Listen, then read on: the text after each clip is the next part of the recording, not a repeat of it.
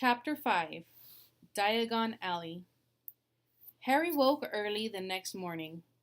Although he could tell it was daylight, he kept his eyes shut.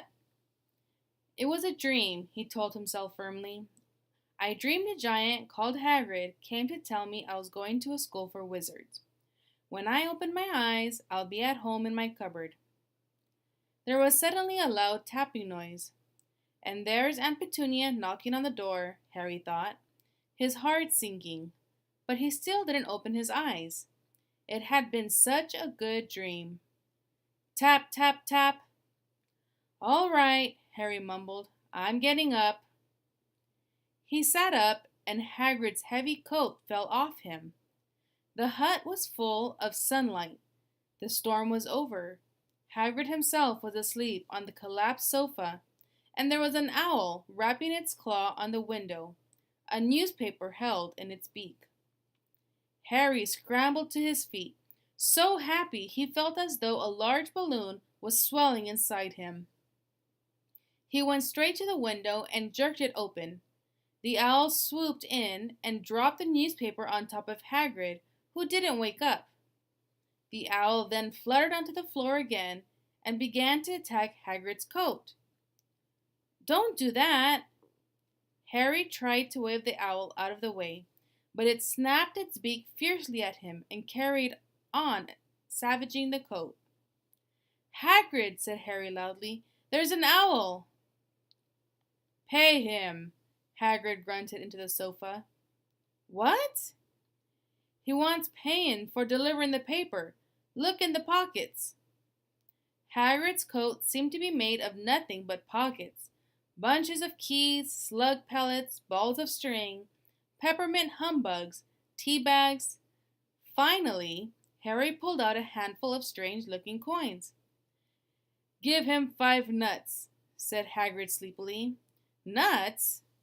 The little bronze ones. Harry counted out 5 little bronze coins, and the owl held out his leg so Harry could put the money into a small leather pouch tied to it. Then he flew off through the open window. Hagrid yawned loudly, sat up, and stretched. Best be off, Harry. Lots to do today. Gotta get up to London and buy all your stuff for school. Harry was turning over the wizard coins and looking at them. He had just thought of something that made him feel as though the happy balloon inside him had got a puncture. Hagrid? Said Hagrid, who was pulling on his huge boots. I haven't got any money, and you heard Uncle Vernon last night. He won't pay for me to go and learn magic. Don't worry about that, said Hagrid, standing up and scratching his head. Do you think your parents didn't leave you anything? But if their house was destroyed, they didn't keep their gold in the house, boy. Nah, first stop for us is Gringotts, Wizard's Bank. Have a sausage. They're not bad cold. And I wouldn't say no to a bit of your birthday cake neither. Wizards have banks? Just the one. Gringotts, run by goblins. Harry dropped the bit of sausage he was holding. Goblins? Yeah, so you'd be mad to try and rob it. I'll tell you that. Never mess with goblins, Harry. Gringotts is the safest place in the world for anything you want to keep safe, except maybe Hogwarts. As a matter of fact, I gotta visit Gringotts anyway, for Dumbledore. Hogwarts business. Hagrid drew himself up proudly. He usually gets me to do important stuff for him. Fetching you getting things from Gringotts. Knows he can trust me, see? Got everything? Come on then. Harry followed Hagrid out onto the rock. The sky was quite clear now, and the sea gleamed in the sunlight. The boat Uncle Vernon had hired was still there, with a lot of water in the bottom after the storm. How did you get here? Harry asked, looking around for another boat. Flew, said Hagrid. Flew? Yeah, but we'll go back in this. Not supposed to use magic now, I've got you. They settled down in the boat. Harry still staring at Hagrid, trying to imagine him flying. Seems a shame to row, though, said Hagrid, giving Harry another of his sideways looks. If I was to, speed things up a bit, would you mind not mentioning it at Hogwarts? Of course not, said Harry, eager to see more magic. Hagrid pulled out the pink umbrella again, tapped it twice on the side of the boat, and they sped off toward land. Why would you be mad to try and rob Gringotts? Harry asked. Spells, enchantments, said Hagrid, unfolding his newspaper as he spoke. They say there's dragons guarding the high security vaults. And then you gotta find your way. Gringotts is 100 of miles under London, see? Deep under the underground. You'd die of hunger trying to get out, even if you did manage to get your hands on something. Harry sat and thought about this while Hagrid read the newspaper, the Daily Prophet. Harry had learned from Uncle Vernon that people liked to be left alone while they did this. But it was very difficult. He'd never had so many questions in his life. Ministry of Magic messing things up as usual, Hagrid muttered, turning the page. There's a Ministry of Magic? Harry asked, before he could stop himself. Course, said Hagrid. They wanted Dumbledore for minister. Of course, but he'd never leave Hogwarts, so old Cornelius Fudge got the job. Bungler if ever there was one. So he pelts Dumbledore with owls every morning, asking for advice. But what does the Ministry of Magic do? Well, their main job is to keep it from the muggles that there's witches and wizards up and down the country. Why? Why? Blimey, Harry. Everyone be wanting magic solutions to their problems. Nah, we're best left alone. At this moment, the boat bumped gently into the harbor wall. Hagrid folded up his newspaper, and they clambered up the stone steps onto the street. Passers-by stared a lot at Hagrid as they walked through the little town to the station. Harry couldn't blame them. Not only was Hagrid twice as tall as everyone else, he kept pointing at perfectly ordinary things like parking meters and saying loudly, See that, Harry? Things these muggles dream up, eh? Hagrid, said Harry, panting a bit as he ran to keep up. Did you say there are dragons at Gringotts? Well, so they say, said Hagrid. Crikey, I'd like a dragon. You'd like one? Wanted one ever since I was a kid. Here we go. They had reached the station. There was a train to London in 5 minutes' time. Hagrid, who didn't understand muggle money, as he called it, gave the bills to Harry so he could buy their tickets. People stared more than ever on the train. Hagrid took up 2 seats and sat knitting what looked like a canary yellow circus tent. Still got your letter, Harry? He asked as he counted stitches. Harry took the parchment envelope out of his pocket. Good, said Hagrid. There's a list of everything you need.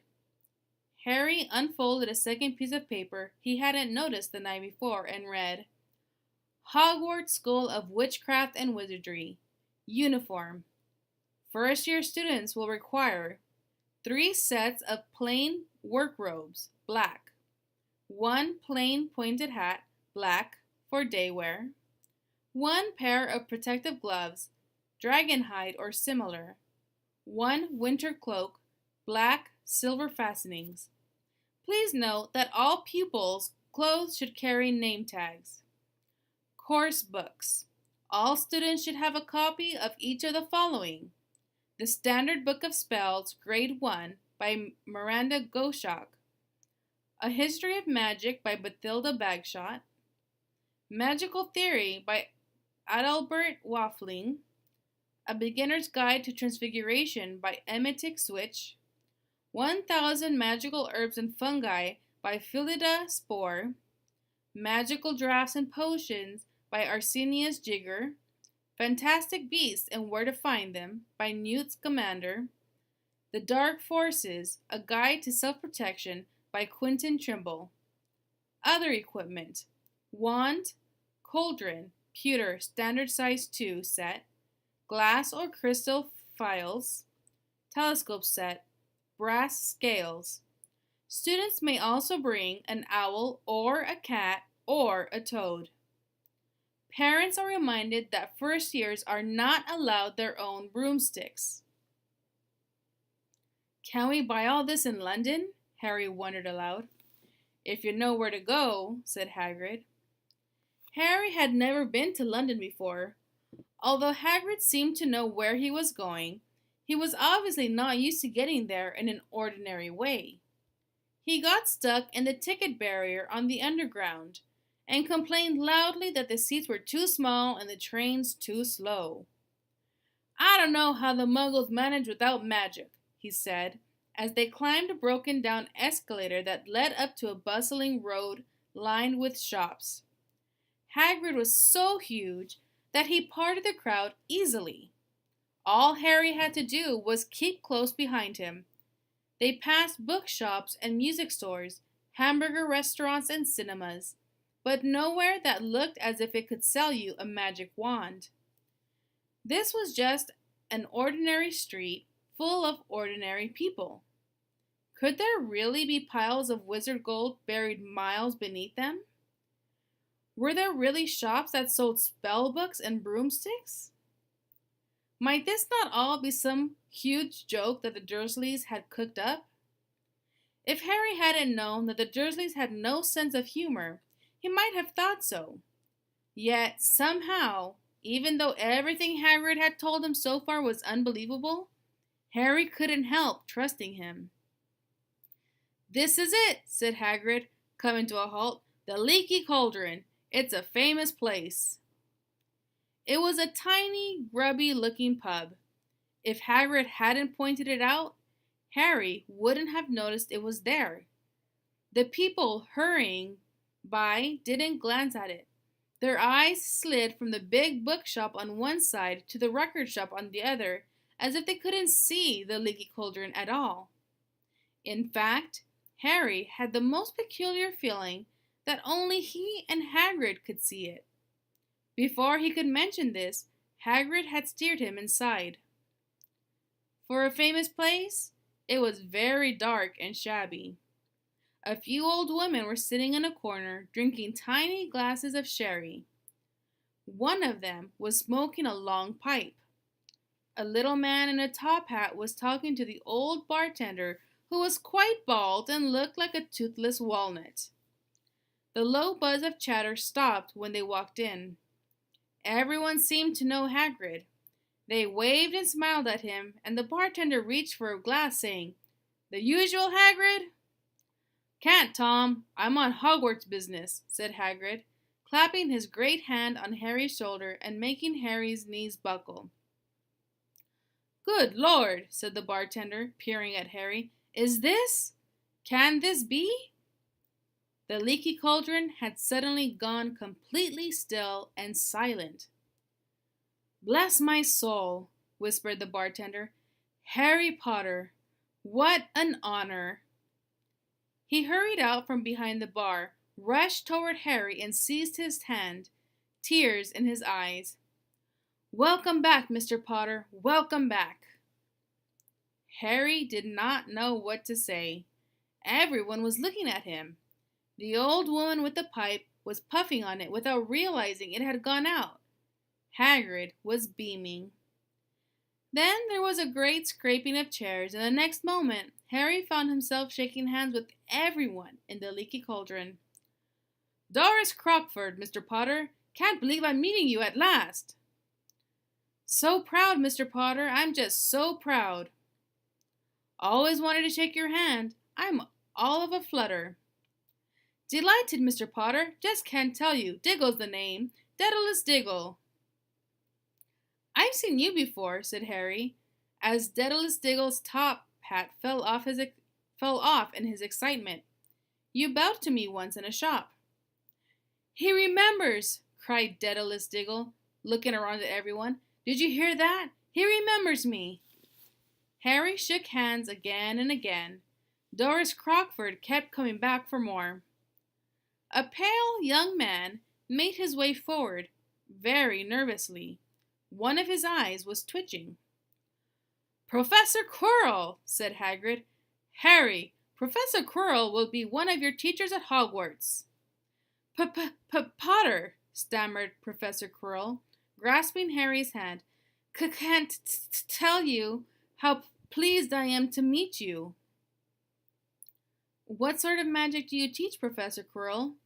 "The defense against the dark arts," muttered Professor Quirrell, as though he'd rather not think about it. "Not that you need it, eh, Potter?" He laughed nervously. "You'll be getting all your equipment, I suppose. I've got to pick up a new book on vampires myself." He looked terrified at the very thought. But the others wouldn't let Professor Quirrell keep Harry to himself. It took almost 10 minutes to get away from them all. At last, Hagrid managed to make himself heard over the babble. "Must get on. Lots to buy. Come on, Harry." Doris Crockford shook Harry's hand one last time, and Hagrid led them through the bar and out into a small, walled courtyard, where there was nothing but a trash can and a few weeds. Hagrid grinned at Harry. "Told you, didn't I? Told you was famous. Even Professor Quirrell was trembling to meet you. Mind you, he's usually trembling." "Is he always that nervous?" "Oh, yeah. Poor bloke. Brilliant mind. He was fine while he was studying out of books, but then he took a year off to get some first-hand experience. They say he met vampires in the Black Forest, and there was a nasty bit of trouble with the hag. Never been the same since. Scared of the students, scared of his own subject now. Where's me umbrella?" Vampires? Hags? Harry's head was swimming. Hagrid, meanwhile, was counting bricks in the wall above the trash can. "3 up, 2 across," he muttered. "Right, stand back, Harry." He tapped the wall 3 times with the point of his umbrella. The brick he had touched quivered. It wriggled. In the middle, a small hole appeared. It grew wider and wider. A second later, they were facing an archway large enough even for Hagrid, an archway onto a cobbled street that twisted and turned out of sight. "Welcome," said Hagrid, "to Diagon Alley." He grinned at Harry's amazement. They stepped through the archway. Harry looked quickly over his shoulder and saw the archway shrink instantly, back into solid wall. The sun shone brightly on a stack of cauldrons outside the nearest shop. Cauldrons, all sizes, copper, brass, pewter, silver, self-stirring, collapsible, said a sign hanging over them. "Yeah, you'll be needing one," said Hagrid, "but we gotta get your money first." Harry wished he had about 8 more eyes. He turned his head in every direction as they walked up the street, trying to look at everything at once. The shops, the things outside them, the people doing their shopping. A plump woman outside an apothecary was shaking her head as they passed, saying, "Dragon liver, 17 sickles an ounce. They're mad." A low, soft hooting came from a dark shop with a sign saying, "Aelop's Owl Emporium, Tawny, Screech, Barn, Brown, and Snowy." Several boys of about Harry's age had their noses pressed against the window with broomsticks in it. "Look," Harry heard one of them say, "the new Nimbus 2000, fastest ever." There were shops selling robes, shops selling telescopes and strange silver instruments Harry had never seen before. Windows stacked with barrels of bat spleens and eel's eyes, tottering piles of spellbooks, quills and rolls of parchment, potion bottles, globes of the moon. "Gringotts," said Hagrid. They had reached a snowy white building that towered over the other little shops. Standing beside the burnished bronze doors, wearing a uniform of scarlet and gold, was "Yeah, that's a goblin," said Hagrid quietly as they walked up the white stone steps toward him. The goblin was about a head shorter than Harry. He had a swarthy, clever face, a pointed beard, and, Harry noticed, very long fingers and feet. He bowed as they walked inside. Now they were facing a second pair of doors, silver this time, with the words engraved upon them. "Enter, stranger, but take heed of what awaits the sin of greed. For those who take but do not earn must pay most dearly in their turn. So if you seek beneath our floors a treasure that was never yours, thief, you have been warned, beware of finding more than treasure there. Like I said, you'd be mad to try and rob it," said Hagrid. A pair of goblins bowed them through the silver doors, and they were in a vast marble hall. About 100 more goblins were sitting on high stools behind a long counter, scribbling in large ledgers, weighing coins in brass scales, examining precious stones through eyeglasses. There were too many doors to count leading off the hall, and yet more goblins were showing people in and out of these. Hagrid and Harry made for the counter. "Mornin'," said Hagrid to a free goblin. "We've come to take some money out of Mr. Harry Potter's safe." "You have his key, sir?"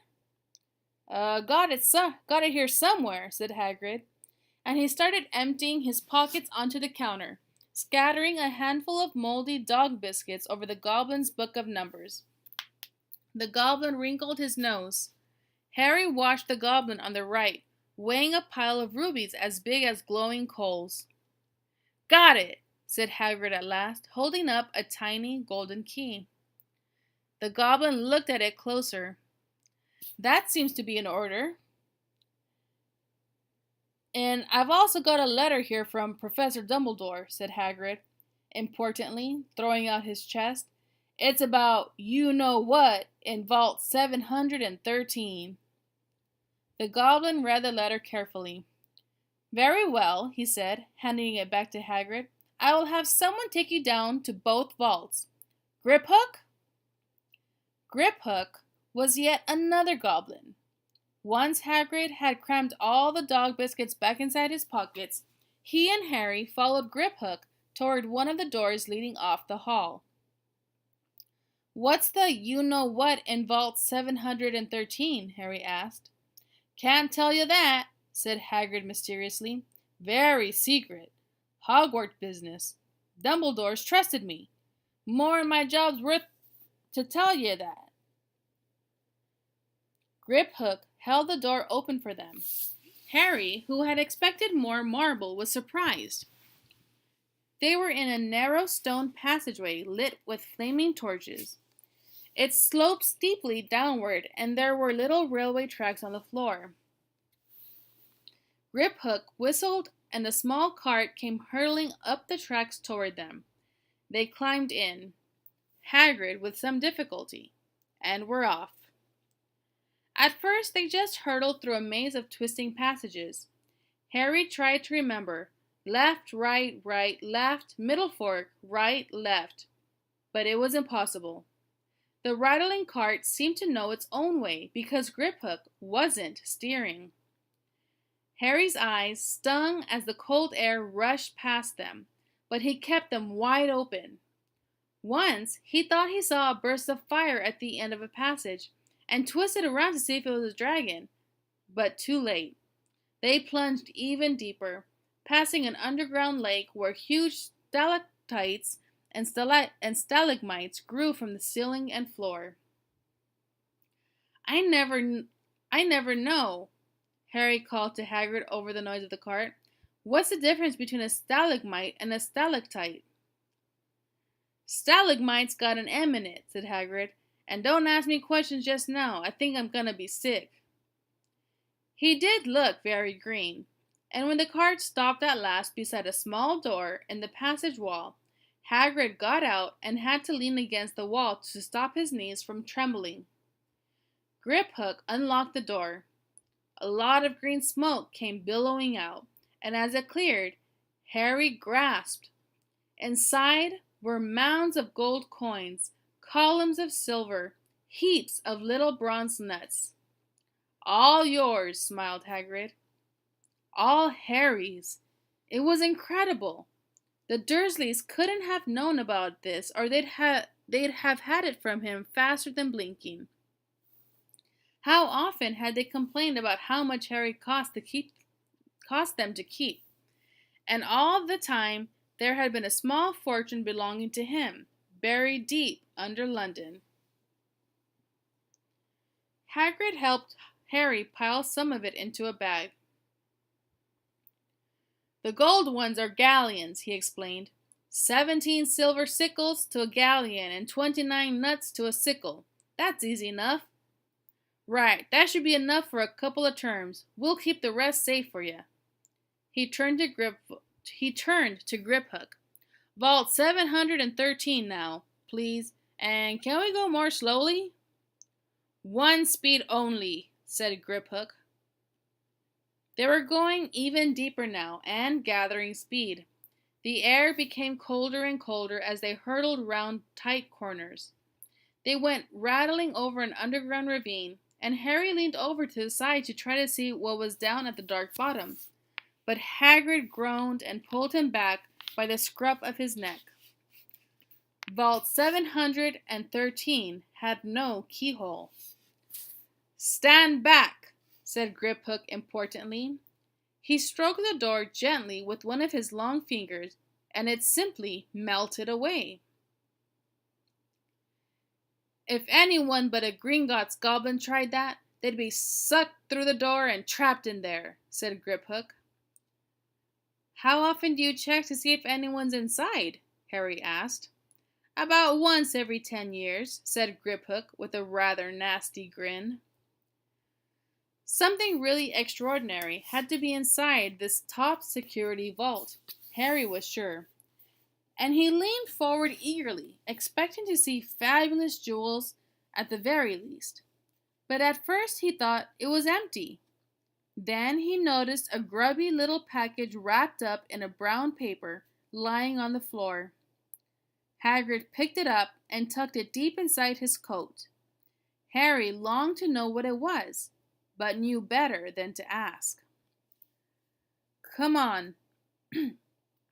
Come on, back in this infernal cart, and don't talk me on the way back. It's best if I keep my mouth shut," said Hagrid. One wild cart ride later, they stood blinking in the sunlight outside Gringotts.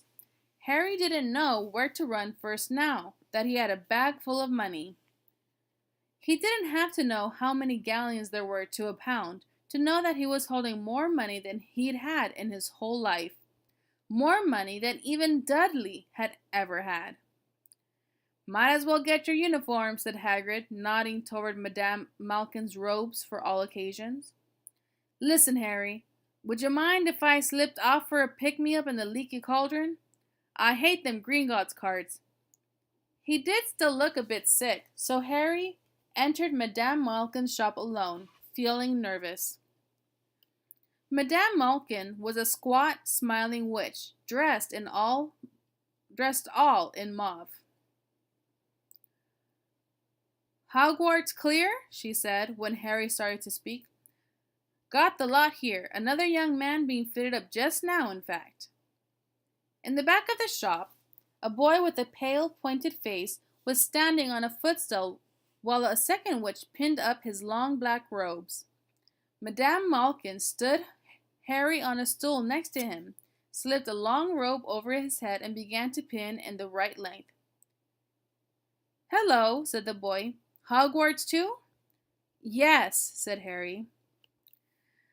"My father's next door buying my books, and my mother's up the street looking at wands," said the boy. He had a bored, drawling voice. "Then I'm going to drag them off to look at racing brooms. I don't see why first years can't have their own. I think I'll bully father into getting me one, and I'll smuggle it in somehow." Harry was strongly reminded of Dudley. "Have you got your own broom?" the boy went on. No, said Harry. Play Quidditch at all?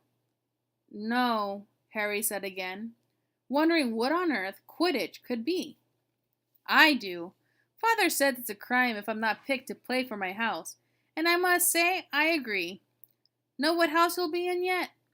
No, said Harry, feeling more stupid by the minute.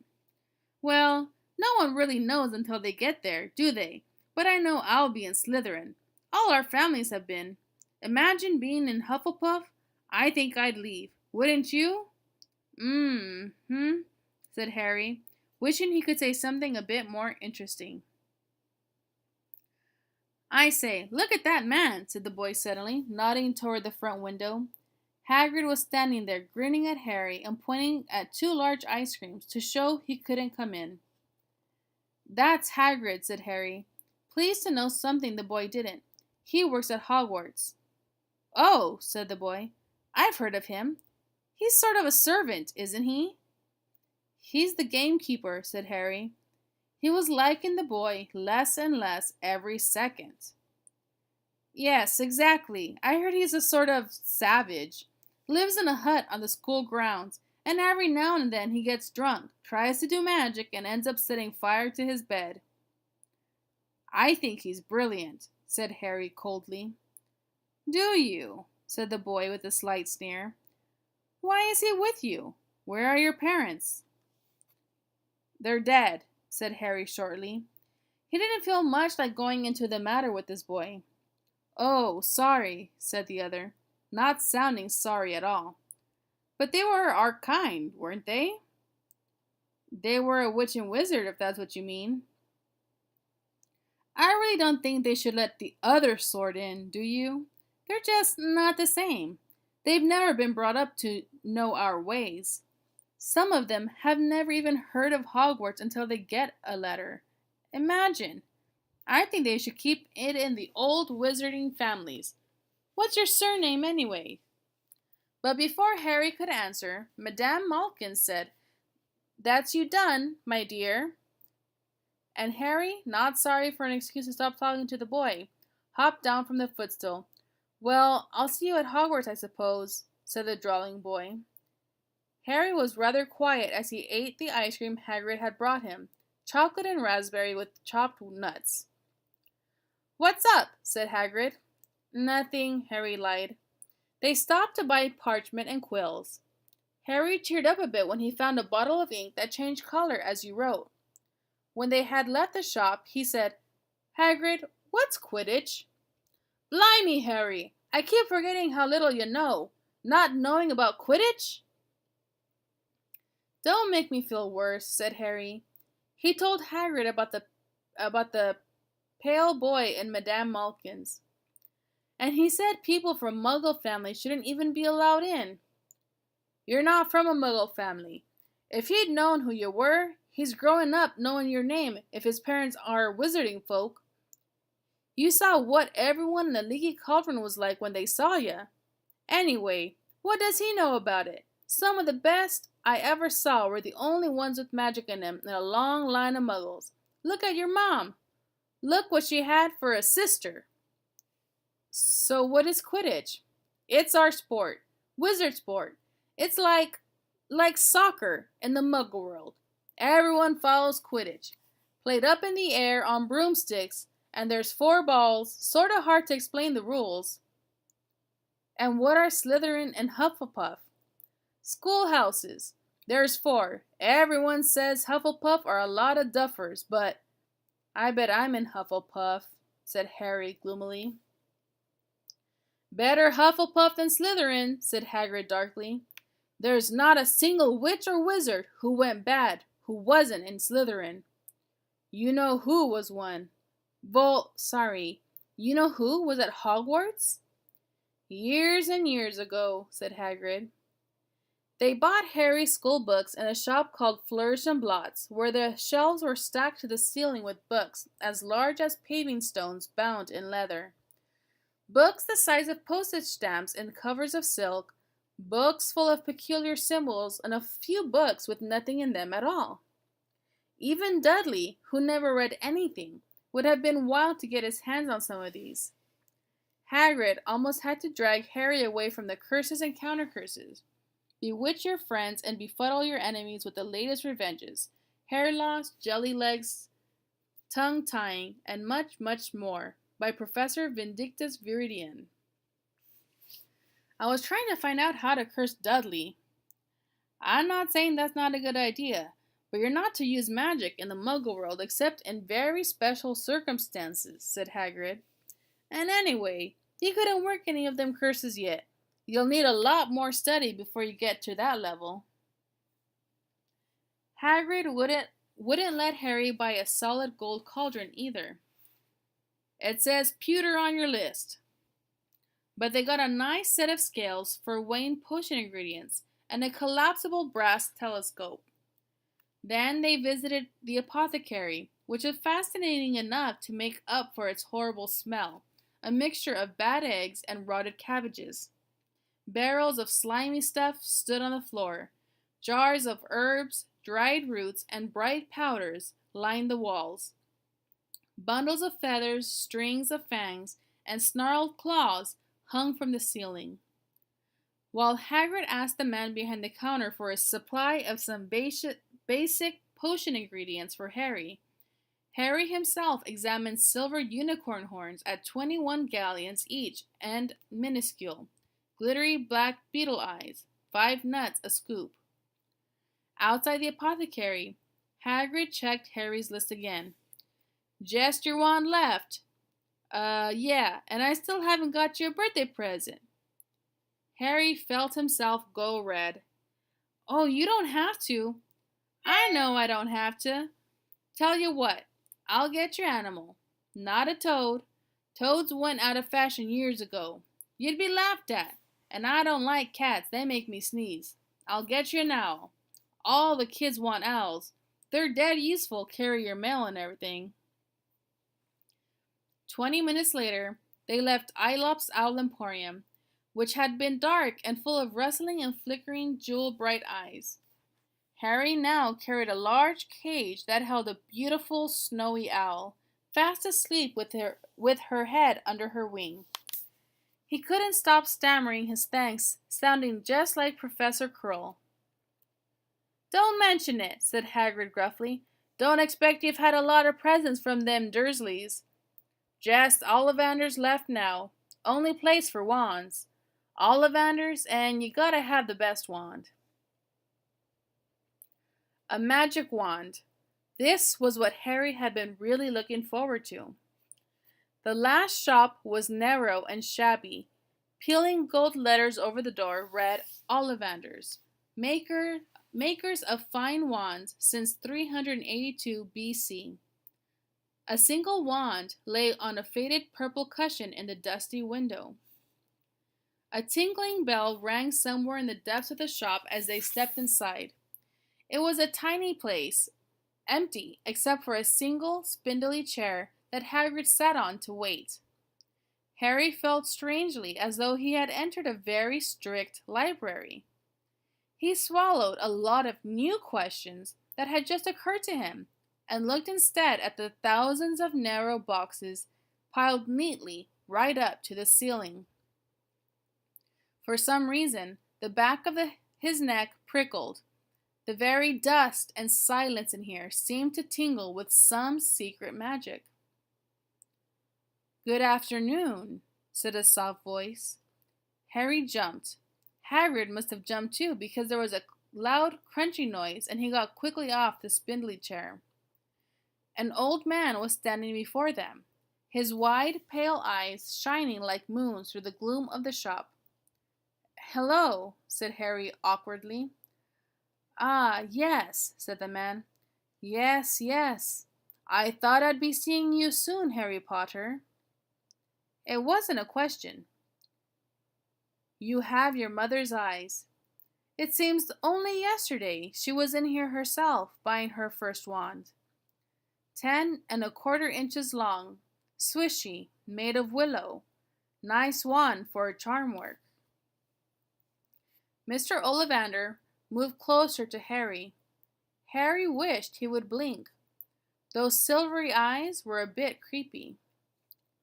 Your father, on the other hand, favored a mahogany wand, 11 inches, pliable, a little more power and excellent for transfiguration. Well, I say your father favored it. It's really the wand that chooses the wizard, of course. Mr. Ollivander had come so close that he and Harry were almost nose to nose. Harry could see himself reflected in those misty eyes. And that's where Mr. Ollivander touched the lightning scar on Harry's forehead with a long white finger. "I'm sorry to say I sold the wand that did it," he said softly. 13.5 inches. You. Powerful wand, very powerful, and in the wrong hands. Well, if I had known what that wand was going out into the world to do." He shook his head and then, to Harry's relief, spotted Hagrid. "Rubeus! Rubeus Hagrid! How nice to see you again! Oak! 16 inches, rather bendy, wasn't it?" "It was, sir, yes," said Hagrid. "Good wand, that one. But I suppose they snapped it in half when you got expelled?" said Mr. Ollivander, suddenly stern.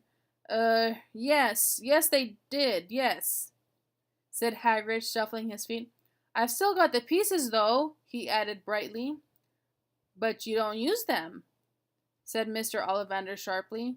"Oh, no, sit," said Hagrid quickly. Harry noticed he gripped his pink umbrella very tightly as he spoke. Said Mr. Ollivander, giving Hagrid a piercing look. "Well now, Mr. Potter, let me see." He pulled a long tape measure with silver markings out of his pocket. "Which is your wand arm?" Well, I'm right-handed," said Harry. "Hold out your arm. That's it." He measured Harry from shoulder to finger, then wrist to elbow, shoulder to floor, knee to armpit, and around his head. As he measured, he said, "Every Ollivander wand has a core of a powerful magical substance, Mr. Potter.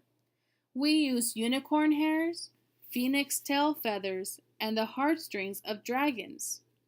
No two Ollivander wands are the same, just as no two unicorns, dragons, or phoenixes are quite the same.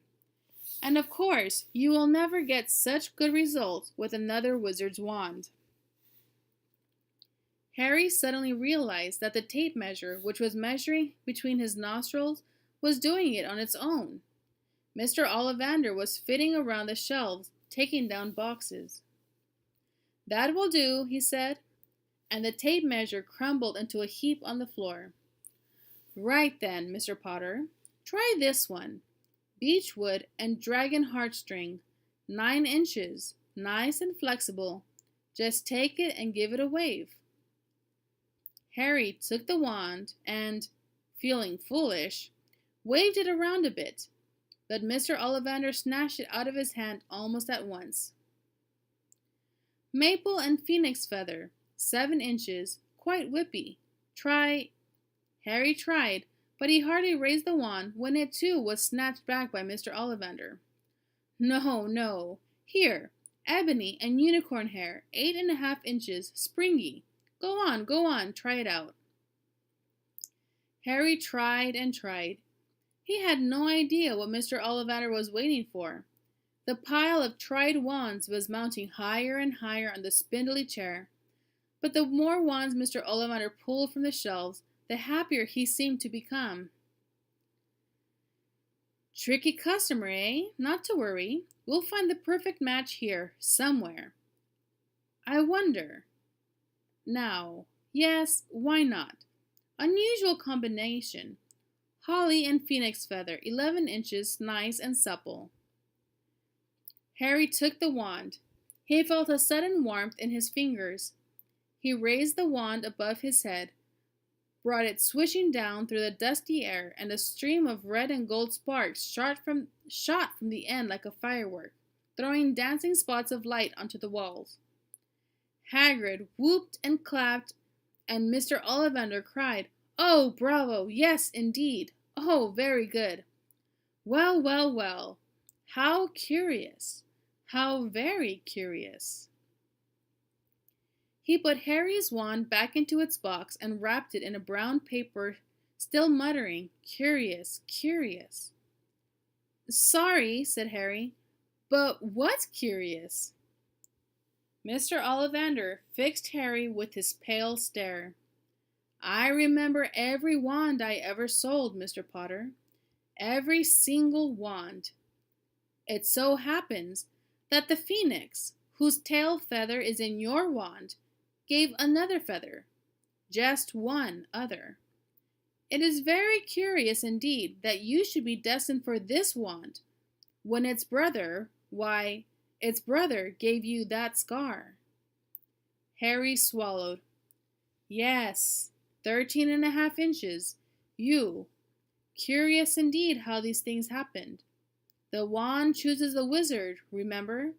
I think we must expect great things from you, Mr. Potter. After all, he who must not be named did great things.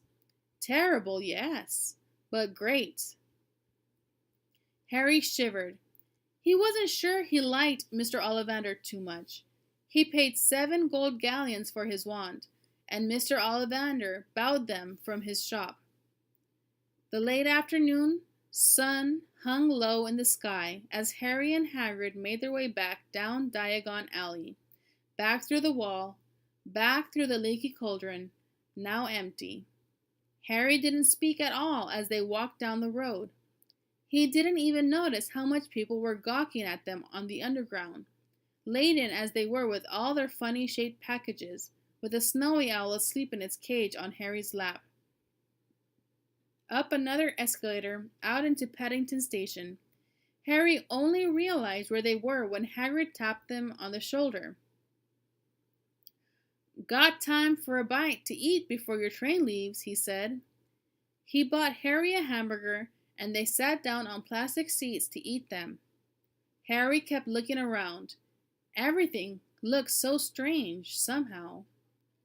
"You all right, Harry? You're very quiet," said Hagrid. Harry wasn't sure he could explain. He just had the best birthday of his life, and yet he chewed his hamburger, trying to find the words.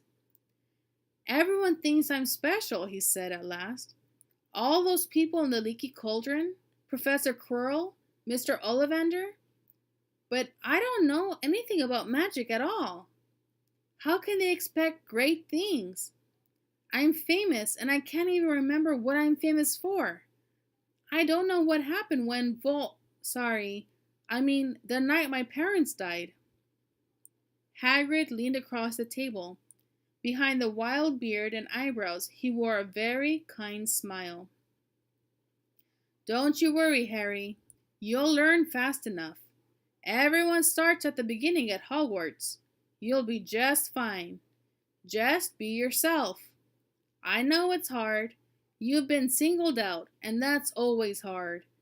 But you'll have a great time at Hogwarts. I did. Still do, as a matter of fact." Hagrid helped Harry onto the train that would take him back to the Dursleys, then handed him an envelope. "Your tickets for Hogwarts," he said. "1st of September, King's Cross.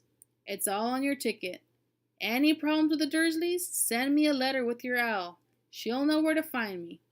See you soon, Harry." The train pulled out of the station.